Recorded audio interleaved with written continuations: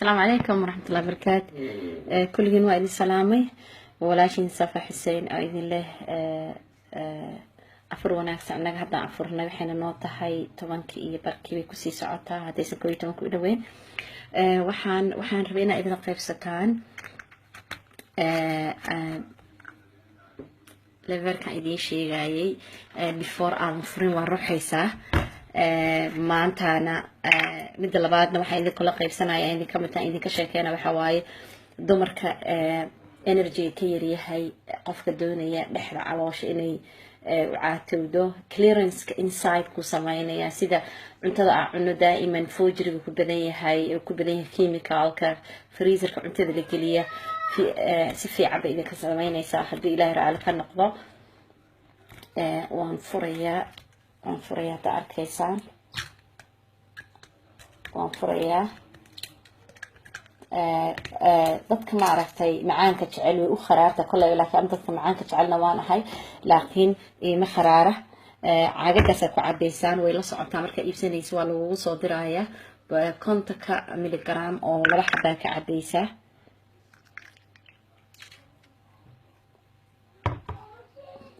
وأركتان بيلا تحي وأركيسان بسم الله الرحمن الرحيم وحي آمسان تبعي كلي مركو قفك وهلا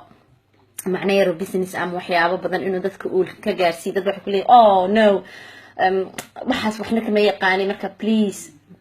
كومنت كينا dadka comment gareeyay khayr Allah si thank you so much baan leeyahay laakiin please try gareeya 84 kiilaan ahaa waxa iga dhacay hadda waxaan ahay 67 baan ahay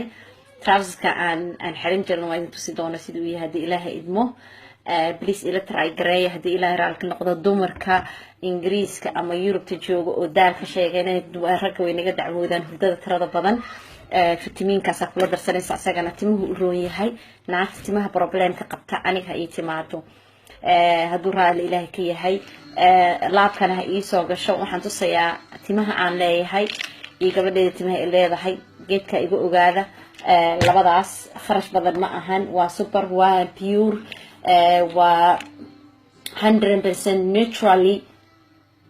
baa ku taala hadda arkaysaan waa company baan kula registration baan ku leeyahay midda labaadna qofkii doonay inuu shopping ka sameeysta website-keeda just go shopping now linkiga kor ku yaala kulligiin waa mahadsantihiin and I want to support guys kulligiin support ma idinka doonaya waana mahadsantihiin assalamu alaykum warahmatullahi wabarakatuh